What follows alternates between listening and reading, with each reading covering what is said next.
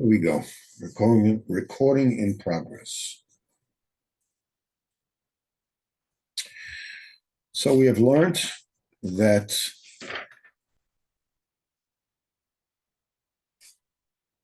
to fix every single problem, every single trauma, you might say it, all the errors singularly is very difficult because there are many in the details, the minutiae of the details can be extremely complex. So there has to be something called tikkun klali. This is the overriding rectification, which fixes everything from top to bottom. It pulls down whiteness from the moichin into all the spiritual blood vessels, or the gidim.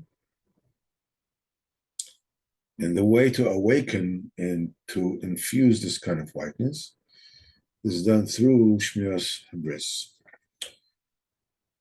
So, and we said that this is, we hold the Masif Hay.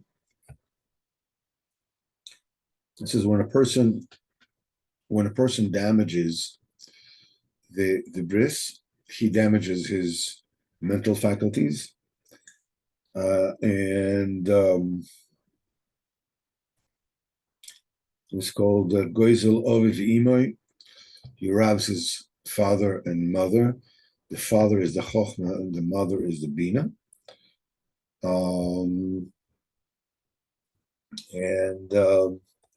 This is how all the tikkunim are being affected. So Rabbeinu says here in Sif Hey, number 5, when you are able to draw the tikkunim, the white tikkunim, the whiteness, into the malchus, from the moichin through Shmiras Habris, on this depends parnasa without any, without an extreme effort. That's bread from the Shemayim. This is what's about the man that came to the people of Am Yisrael, without needing, they didn't have to toil, they didn't have to work very hard for that. The tikkun klali, it is through the overriding rectification, tikkun habris, that is rectification of the Osbris Kodesh.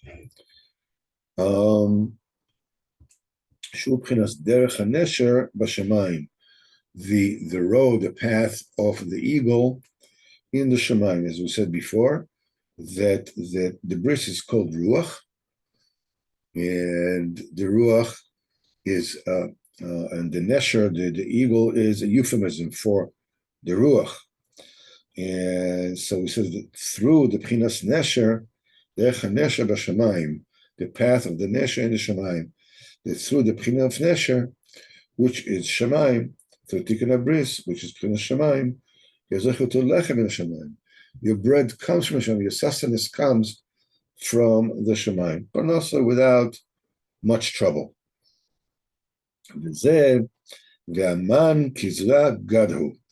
And the man, is like the seed of the white plant called gad. So it says zera gad. What is zera gad? The seed of gad. That is the white drop. In other words, that's the white drop that comes from the moach. That's what the Tikkun Ezra says in Tikkun 21. In Tikkun 54. Hainu Bechinas, it says in the Pasuk, V'noizlim mi Levanon, they drip from the Levanon. Levanon, we all know that's the Moach, that the rain come from, the Levanon, the Lebanon, what we call it, that's the country right in the north of Eretz Yisrael. Ideally, that means that it is like the water stem from the north, from up, comes down. And Nozim Milavonon means that from the moyach come down this whiteness, the white drops. The whiteness comes down and is being injected into all the spiritual blood vessels. This is how whiteness is being drawn from the moyach to all the spiritual blood vessels. This is the thing upon which, an effortless and toilless parnasa depends on. Man is the thing that signifies that inyan more than anything else. It's a bread that drops from. What do you expect? The bread to drop down from heaven? Yeah, exactly right. Parnasa, when the parnasa should be tircha that comes, with great effort and with great toil. Why is that happening? Who tikun the person, has not rectified, has not fixed his bris kodesh, and that kind of, the fact that you have to run after it with such great toil is the result of that. This is, as he said, Kiman de Zohar Perun de Noama. A person, the Zohar says in Zohar Pinchas, says anybody that throws pieces of bread away, Aniyos Radaf Abasrei, poverty chases after him. How much more so someone to write pieces of brain when a person damages his Osmers Kodesh. So this is what it says: Lo sochlu al hadam. You should not eat on the blood. The domim. When a person causes domim to be present, that it causes the shechina, a bechina of dam nida. It causes the shechina kaviyachol to be nida and be separated from the Kodesh Baruch Hu, is separated from Zerapin, and because of b'chinas ira domim, the bloody city. B'chinas, and this is what it said: Madua adom nilvushecha. Why are your garments red? B'chinas shenimtza v'ava bigdoi. This is what it says. Talmid Chacham, who is going around with stained clothing, garments. He says, Chayav Misal, the Shechina covered, the Shechina is the garment. It becomes Adam, it becomes red. Through what? Through Gam Abris. Gam Abris is the thing that caused the Shechina to be like that. So B'chinas Gam Klolius Agidim. This is the damage and totality of the spiritual blood vessels of a person. So B'chinas Gam Abgodim, as we said, this is the damage of the clothing. So the same way that Tikkun Abris fixes all the spiritual blood vessels, Gam Abris Hashem Yirachem, exactly the opposite, causes a pgam in all the gidin. It damages all the spiritual blood vessels, and it introduces dam nida kaviyachol to the shechina. Aladam. This is why the pasuk says, you will not eat on the dam. Basically, al pipshat, the pasuk says you should not eat before davening. Meaning, the pshat is that a person should not eat, meat before the blood is extricated from that. But it says lo tochlo el adam. It says do not, eat al adam while you still haven't prayed for your blood, to be saved from any harm. First of all, go to daven and then eat. Lo tochlo el adam. Over here, Rabbeinu goes to a bechina of remez, a bechina of such a remez is lo tochlo el adam. If you will have aladam, you will have in a situation where the shechina is b'chinas nida, when the bris kodesh is not rectified, you will be in a state of loy soichlim. You should not eat. Now, parnasa is going to come with great hardship. He says, don't guess and don't use, witchcraft. So, in other words, in the continuation of that pasuk, it says, but the words that we're talking about is from the root of nachash. You are causing the existence of the bechina of nachash. If a person eats on the blood, we should not cause. You are causing the snake, to bite the malchus and suck from it. It causes, instead of the malchus Ashchina, it causes the malchus of Sitra Achra. She esro, it's a bad time. We said that 28 times, 14 for good, 14 for bad. It brings shlita shchifa, so shiv chabisha, esro, a bad time. There's a loss of nachashu. Don't, in other words, here we're saying nasa, don't guess, but do not snake. In other words, l'shon nachosh, shaligrom chas v'shalom, don't cause, heaven forbid, a situation of nachosh moshich lo legabav, that the snake bites the shchinos and will bite into it and will suck from it.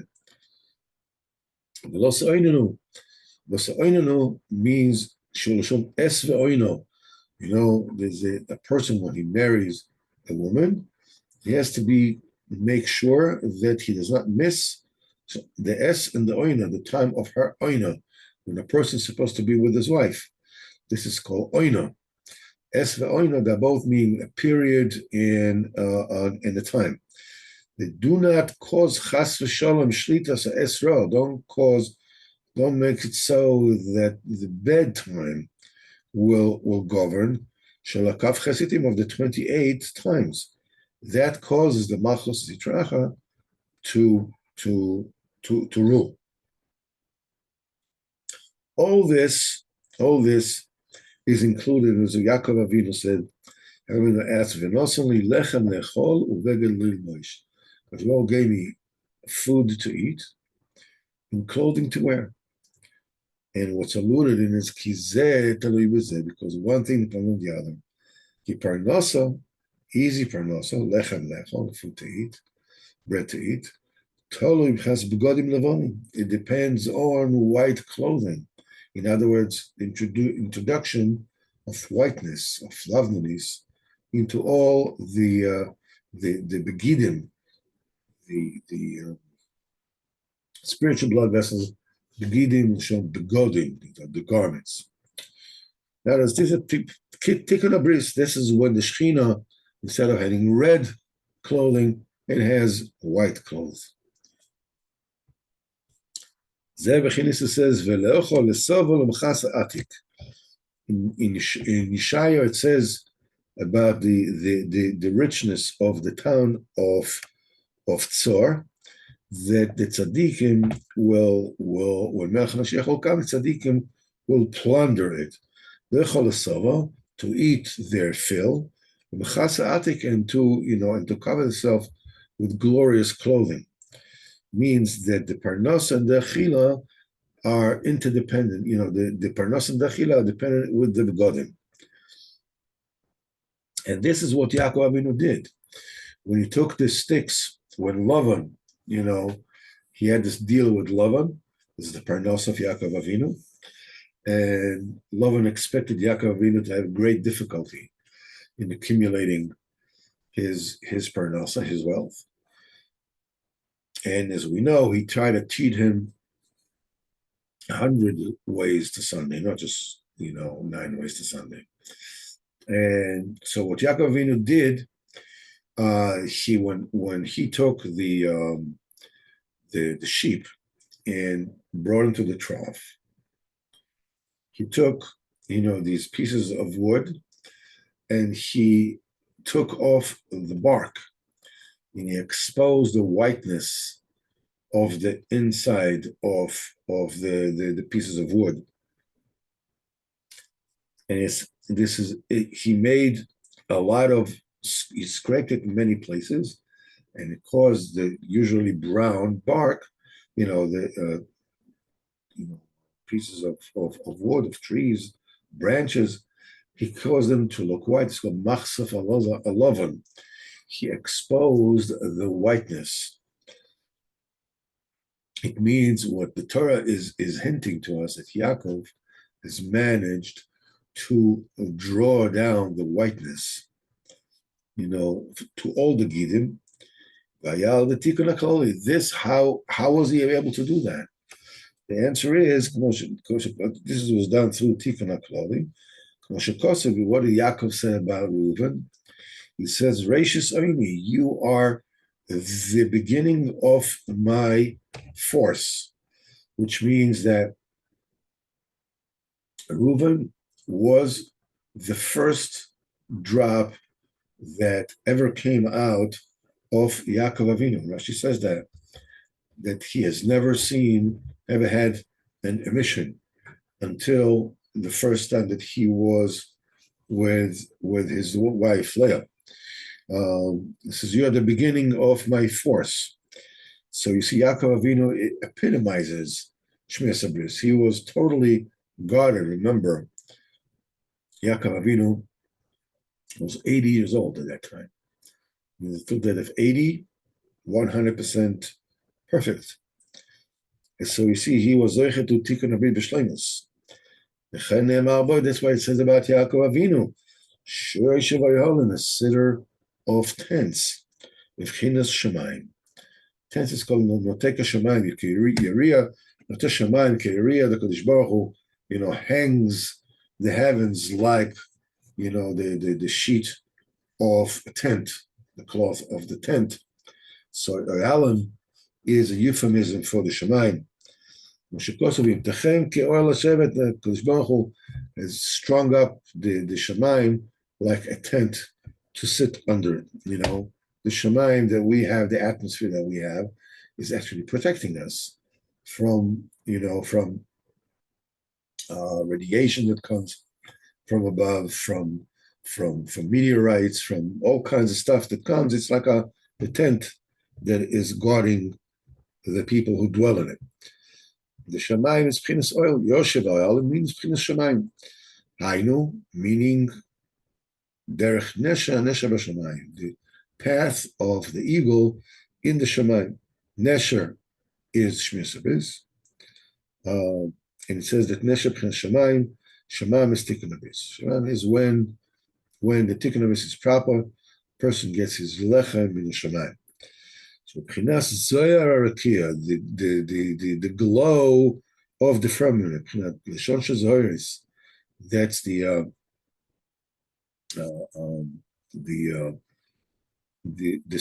string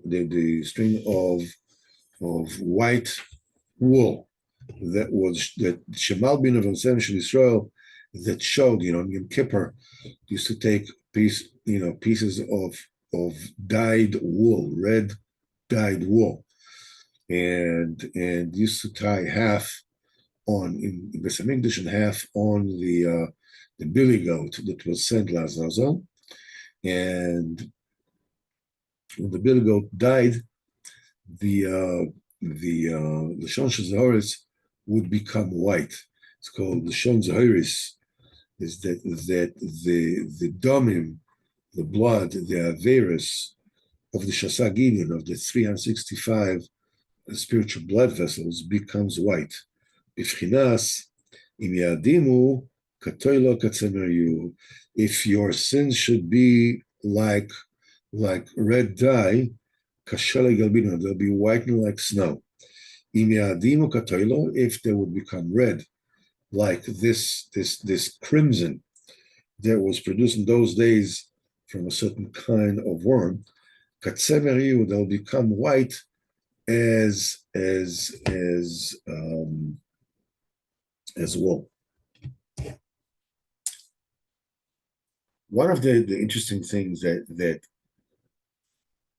in the scene of Yaakov Avinu And we can see it in many places. And the question is, why does Yaakov Avinu need to take the pieces of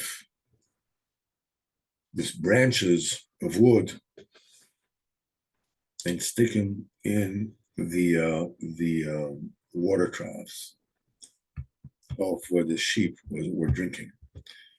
That is not the thing that brought in Parnasa B'nechem. The thing that introduced whiteness was not the branches of wood which he peeled, where he peeled off the bark, but the fact that Yaakov Avinu was so holy. But we see in many times that the Avos HaKadoshim, that the Nevi'im, the Tzaddikim, whenever it is that they are about either to talk about a certain subject or they're about to reveal a certain nevuah, or they're about to effect a certain change in the reality that they existed, they usually do something of the same nature as that tikkun that they want to affect.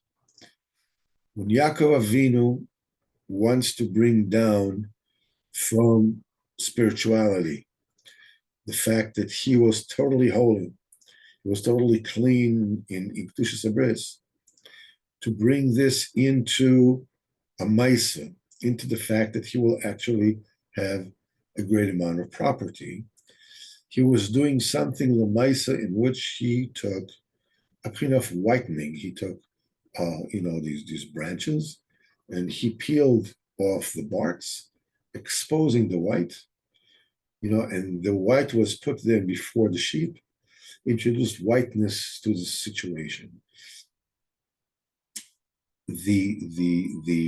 Without the Kedusha of Yaakov Avinu, you can put branches, peeled branches, till the cows come home, and nothing's going to happen.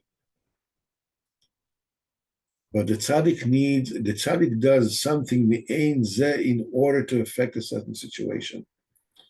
We meet the same thing is when HaKadosh Baruch Hu tells Moshe Rabbeinu, lift your hand upon the water, or hit the rock, or speak to the rock, or there's always a certain kind of deed that is being done, and many times, or most times, it's just almost symbolic, and that brings into effect something which until then was very much a state of potential. It wasn't Lemaisadik yet, and the shtick a little Maisa is bringing that spiritual plenty down to become reality. This has to do a little bit with the union of the sugya of hishtadlus. How much hishtadlus do you need to do? Do you need to do any hishtadlus at all? Is it possible for you to get your parnasa without doing anything? So just, every person. And so, because if we know that parnasa comes from HaKadosh Baruch Hu, and we also know that a person needs to do hishtadlus. So comes the question, how much hishtadlus do you need to do? Why do you need to do hishtadlus? What's the purpose of doing hishtadlus? And what is the role, and how does it work? Can I just sit back, not do a thing, and the money will come to me? Is that a normal way for parnasa to come? Well, the answer is no. So it has to do with my hishtadlus, which means without my hishtadlus, because Baruch Hu gave parnasa, because Baruch Hu can give parnasa without hishtadlus also. So So wait a minute. So what gives? So if parnasa is totally because Baruch Hu wants to give me, why do I have to do anything? If I have to do, then the doing is the thing that gives it to me, isn't it? The answer is no. The answer is that you get for nothing and you work for nothing. The story that Rabbeinu said about this poor person, I told the story to you before. Poor person came to town. This town had uh, two wealthy people. One of them very stingy. The other one was very open-handed. He had this in his house. That poor man came to town. He came to the house, knocked at the door of the wealthy person. And he knocked on the door. He says, "Would you mind giving me something to eat? I haven't eaten in a long time." So the person says, "Sure, no problem." He says, "Here, you see these logs of wood. All you need to do, in Ukraine is very cold. All you need to do is just, chop these logs of wood, in specific sizes, and fit them all in the shed properly. When you're done, you'll eat, you'll feel you have the best meal of your life. Fine, no problem." He worked and he hacked the wood and everything, and he did it all day. He worked very, very hard. When he's done, he comes to the rich person. Now that was the stingy guy. He says, "Can I now get my food?" He says, "Sure, no problem." He points to the door over there. Just go there and tell them, that you want to eat. They give you the food. And he went in there and he knocked on the door. They opened the door. He says, "May I eat?" He says, "Of course." Sit down. They gave him food. He ate an amazing meal. And he leans back and says, I don't recall ever eating a meal that was so well deserved." So they asked him, "I beg your pardon?"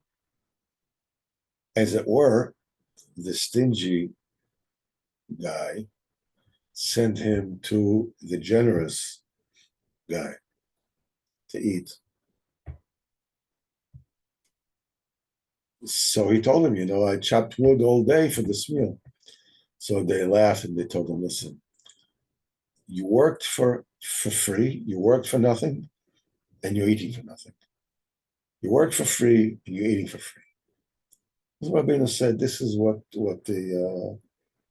this is how parnasa works in this world.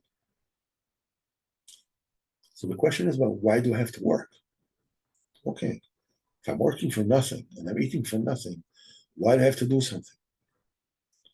The answer is because the bris is not 100%. And as much as the bris is not 100%, it's not taken actually, this is how much hishtadlus needs to be done. In other words, hishtadlus must be done, and the reason for it is because the hishtadlus is the nisayon. That's the test. Here I advertised, I put this, and lo and behold, I see results. You're working for nothing and you're eating for nothing. So can I just not do the hishtadlus? No. You have to do the hishtadlus so you have the nisayon, whether you trust that Hashem was giving you for free or not. The hishtadlus that you do is the trigger. And once you trigger, what you're getting something that was always yours. But it was still, ethereal. It was ephemeral. It was not a metzias yet. The hishtadlus that you do, the little hishtadlus that you do brings it down to your level, to a level of gashmias. But we can see not just in of parnasa. The world is built in such a way that even the great tzaddikim, when they want to be told to bring down a nevuah, they want to cause a certain kind of thing to happen, they have to do this kind of ishtadlus.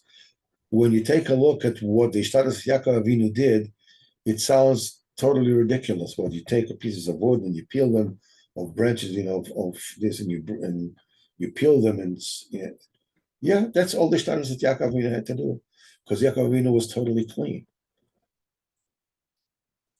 So that's the only shtaddles he had to do. To bring water, whatever Moshe Rabbeinu still, had to do with the first he had to knock the rock, he had to just speak to the rock. Adrabah, for Moshe Rabbeinu afterwards to hit the rock was too much shtaddles. After the car, there was a punishment for that. The same thing is for us. And it's very, very important that we all see in our lives, there are certain times in our lives when we have more money. There are certain times in our lives when we have less money. And it fluctuates. Even people who are living on fixed income, you can see times that the expenses are high and the money doesn't last. Then you see other times where you have a small amount of money and it lasts and lasts and lasts and lasts. The thing is that, and you already know that that's the way that the Kodesh Baruch Hu runs things with you. And it's very easy at the time when things are more difficult. I don't know if Kodesh Baruch Hu is going to, save me this time. How many times Kodesh Baruch Hu already saved you? How many times did he deliver you? Don't you remember how many times he had money, he didn't have money, he had money, didn't have money. The money, things were very nice and then things were very tight. How many times? So if you're tight now, when you say now Kodesh Baruch Hu is going to leave you, he never left you until now. Why is he going to leave you now?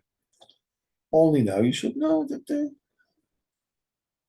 times are such. Now there are lean times, then there are fatter times. You have to make sure that the times, when times are lean, first of all, to wait and, sort of like draw in and like fold into yourself, spend less money and so forth and so on. But also make sure, of the sabris. These are times that are more sensitive, the panels that can be damaged through the gamma bris. You want anything, and you do some ishtadlos. And when you do ishtadlos, you trust, time is going to come, your money is going to come, and you have the good times again and the tight times again. It's fine. It's normal. Don't get discombobulated and don't fear it all. Don't be afraid. Everything will be fine, Bezat Hashem. And with this, my friends, we will finish for today. Bezat Hashem, we will meet tomorrow in Besed Medrash, Torah Kol Tov, and be Matzliach with everything you do, Bezat Hashem.